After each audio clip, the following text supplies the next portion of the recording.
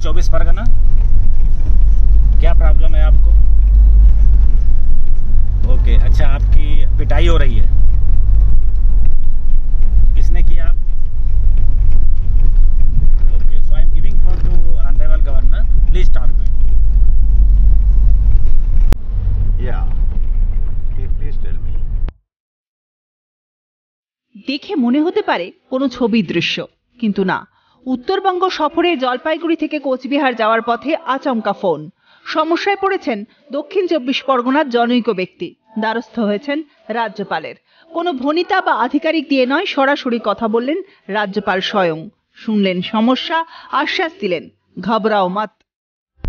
ঘাবড়াও মত, we'll take action. Please get me the election commission. সঙ্গে সঙ্গে নির্দেশ গেল নির্বাচন কমিশনে অভিযোগ জানাতে।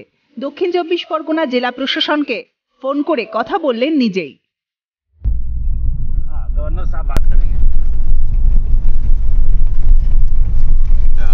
There has been complaint received in my entourage. প্রাক ভোট পর্বে রাজ্যে একের পর এক অশান্তির ঘটনায় আশ্বাস দিয়েছিলেন রাজ্যপাল। পাশে দাঁড়িয়েছিলেন রাজ্যবাসীর। রাজভবন থেকে নেমে পরিদর্শনে গেছেন ভাঙড়, ক্যানিং এর মতো উত্তেজনা অশান্তির হটস্পটে। খোদ রাজভবনে তৈরি করেছেন পিস রুম। শুধু মুখেই আশ্বস্ত নয়, এবার কথা রাখছেন রাজ্যপাল।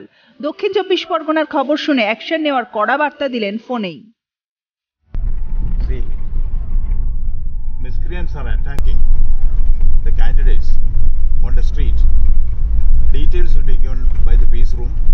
Please take immediate action. সঙ্গে সঙ্গে রাজভবনের পিস রুমেও খবর যায়, সঠিক তথ্য নিয়ে ব্যবস্থা নেওয়ার। প্রথম থেকেই রাজ্যপাল বোসকে অন্য ভূমিকায় দেখেছে রাজ্যবাসী। সে রামনবমীর উত্তেজনা প্রবণ এলাকা থেকে নমিনেশনের হিংসা, গ্রাউন্ড জিরো পৌঁছেছেন রাজ্যপাল। ওড়িশার রেল দুর্ঘটনায় মৃতদের পরিবারের পাশেও দাঁড়িয়েছেন।